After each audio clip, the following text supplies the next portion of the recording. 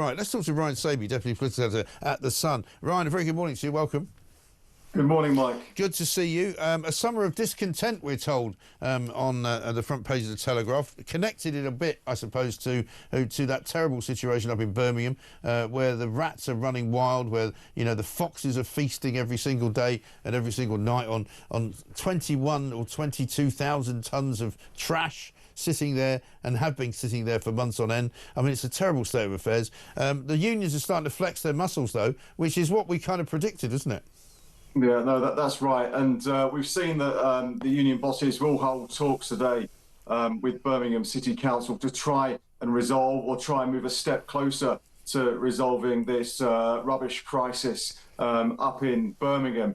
But over the last couple of days, we've seen other sectors, other workers in the public sector thinking about going on strike later in the year. We had the National Education Union. They held what is known as an indicative vote. Now, that was nothing legally binding or anything like that, but just a signal of intent that they are prepared to go on strike, possibly come the autumn. There could be a series of votes over the summer, so classrooms could be at risk when the kids go back to school in September. But also the nurses, again, another vote, them flexing their muscles, saying that they could actually walk out as well.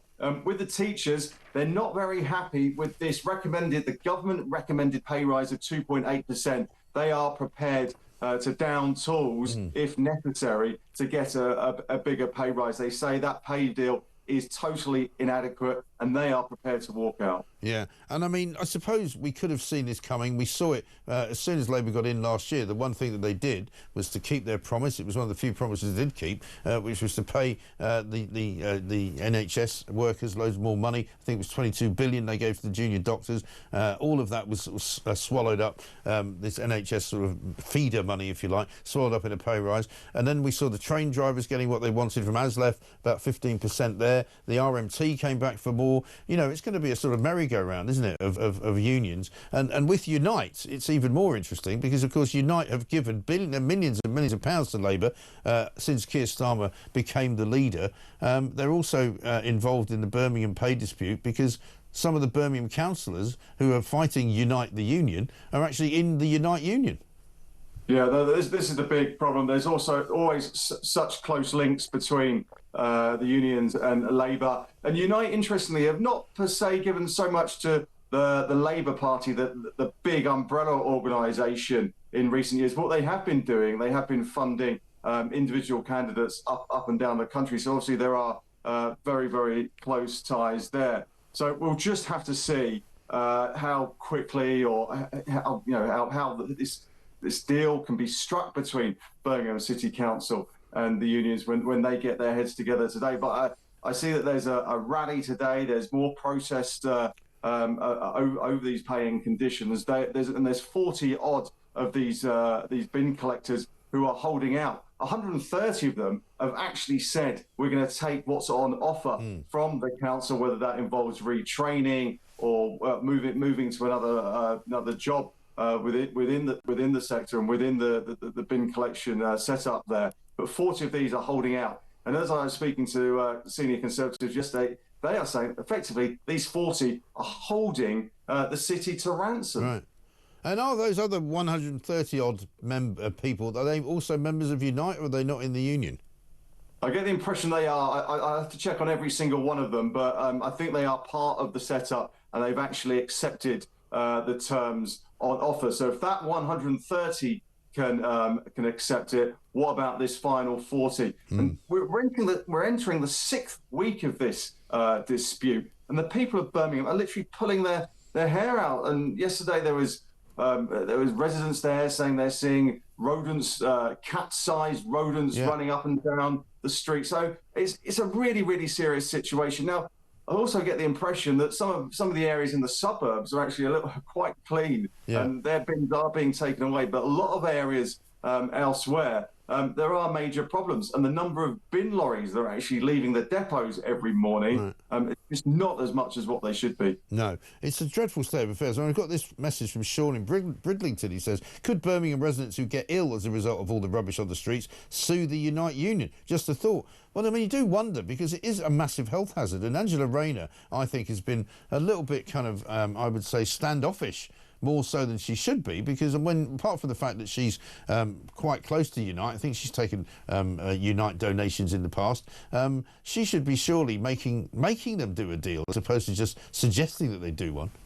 Yeah, I think one of the things, this is becoming obviously a big political problem. There is local elections on the horizon. You would have thought, perhaps people at the top end of government would have sent Angela Rayner there, would have sent the other junior minister, Jim McMahon, there, just to bang some heads together, get everyone around the table and actually just sort this out this week. This can't, this really can't go on for the sake of the people in Birmingham. And as you say, it's an emergency health hazard. Bins all over the place, rodents. It's just not particularly healthy for anyone with anyone who's got health concerns. It's not particularly good for children. Can they go out and play in the streets in Birmingham, in certain areas? It looks like not at the moment. Well, yeah. I mean, I wouldn't let my kids play out in the street that was full of rubbish and rats, would you? No, absolutely not. I mean, it's absolutely disgusting, and horrendous situation for families just trying to go about their daily business. So I think, with those local elections on the horizon, and also the threat, as Sharon Graham, the boss of Unite, said yesterday, that these strikes and this industrial action could actually spread to other parts of the country, like Yorkshire, into Cambridgeshire. Actually, it's time to just nip this in the bud and actually make sure this dispute ends as quickly as possible. Yeah. I'm not sure. It might be a bit late for nipping it in the bud. I think the bud has well and truly flowered into something rather poisonous and ghastly. Let's talk about the Telegraph story as well. Keir Starmer closing in on a new partnership with the European Union that could put a trade deal with the White House at risk. Now, this is from the man who wanted a second referendum, who told us he wasn't going to be anywhere near rejoining the European Union, but he does want, obviously, some kind of closer relationship with the EU. This is not going to make people who voted for Brexit very happy, is it?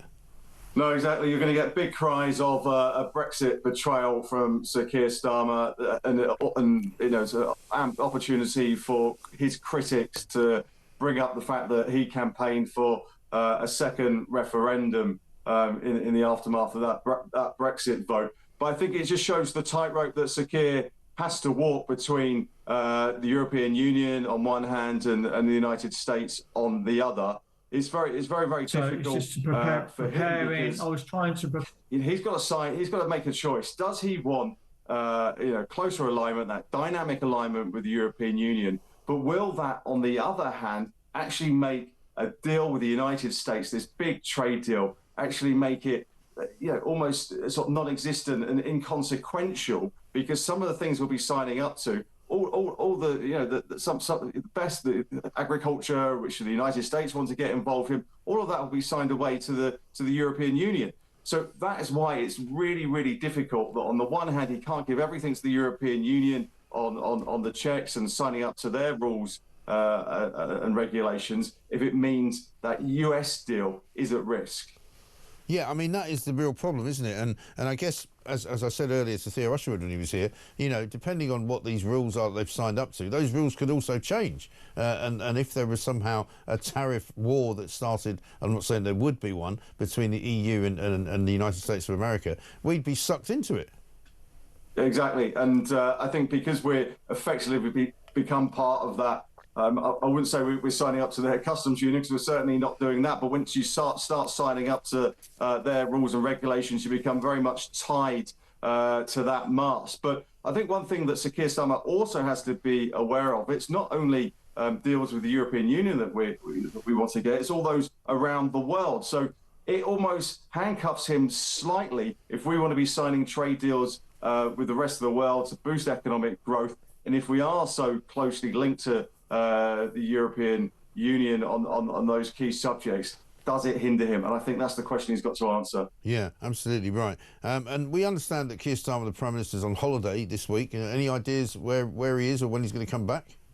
There weren't many clues earlier in the week. I think it's somewhere hot. Now, we try to get out of Downing Street, whether it was skiing or whether it was some sunnier climes. But I think I don't know. We don't know where he is, but I imagine he's taking a few days off before he comes back after Easter. Yeah, well, he certainly hasn't got much to celebrate, has he? Because we've also got the big story coming up later on this month. There's a parliamentary hearing on the banter ban bill, as it's being known. Toby Young, Lord Young, is going to be calling for a sweeping overhaul of some of the workers' rights bills, including this ridiculous notion that people in pubs could actually be told that they can't talk about certain things because they've upset the staff and the staff have complained about it.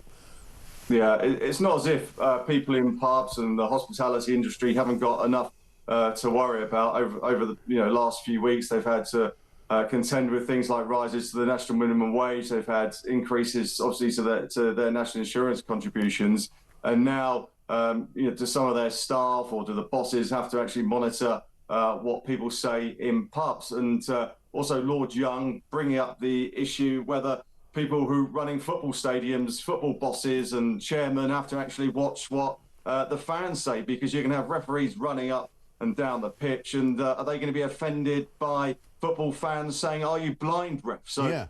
That's one other thing that well, I mean, we might get Phil Foden complaining about some of the chants that were being made about his mother the other day. Well, exactly, and I think this is one of the reasons, and I think particularly when it comes to the pubs and workplaces, that people are so frustrated by this piece of legislation that's going through Parliament that it's just going to strangle businesses in red tape. And I think that's one of the reasons why they want the business voice to just be a little bit louder in this debate, because at the moment, as you know, it just seems that they're just being strangled, and I think that business voice and they want more soundings from the Chancellor, Rachel Reeves, maybe and Jonathan Reynolds, the business secretary, to actually say to Angela Rayner, this has gone too far.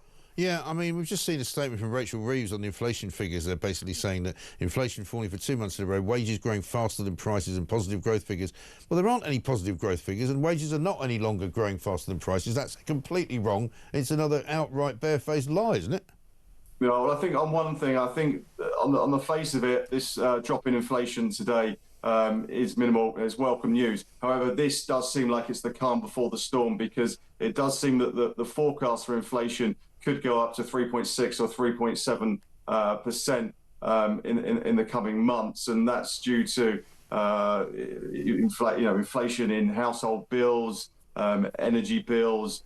Wage growth is still very, very strong. So this is something that is going to weigh into the mind of Rachel Reeves. So as much as you'll welcome the news today, it does seem there is sort of a bit more nasty news on the horizon. Yeah. So, but they can't just keep saying things are great or positive without anybody thinking that they're talking absolute and utter nonsense. You know, you can't just keep telling people that we're putting more money back into your pocket, because inflation being at 2.6% doesn't stop prices going up. She doesn't seem to understand that, Ms. Economist, does she?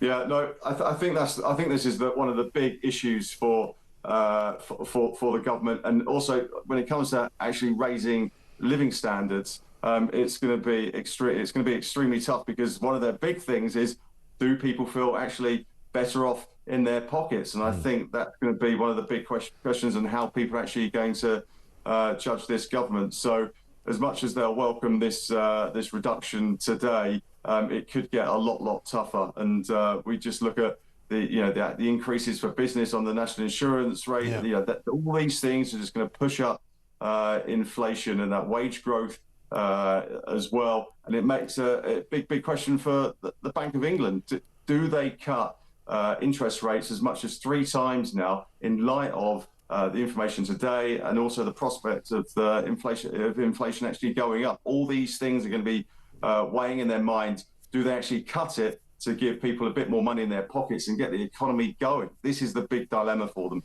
Well, this is the problem. I don't think they can help it. Very good to talk to you, though. Ryan Sabey, thank you very much indeed. Deputy Political Editor at The Sun.